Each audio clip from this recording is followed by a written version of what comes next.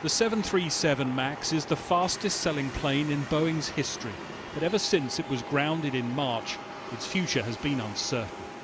The crash of a Lion Air jet in Indonesia last October, with the loss of 189 lives, raised questions about the plane's flight control systems. When an Ethiopian Airlines plane went down 5 months later, another 157 people died, and regulators ordered the planes be removed from service. Since then, Boeing's continued production, even though the plane's delivery to airlines is frozen. With them grounded well into next year, the company's now called a temporary halt to production. Suspending production of a commercial aircraft is something that has been very rarely done. It truly is an unprecedented decision. They don't have all the problems identified and fixed yet.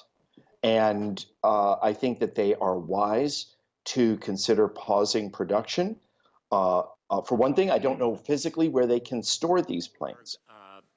Last week, relatives of some of those who died in the crashes were at a congressional hearing in Washington, where a retired Boeing production manager said he told the company that factory conditions were jeopardizing aircraft safety.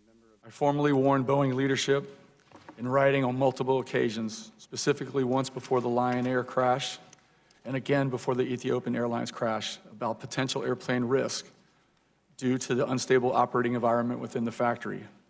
Those warnings were ignored. At the same hearing, the head of the Federal Aviation Administration refused to set a timeline for the plane to return to the skies.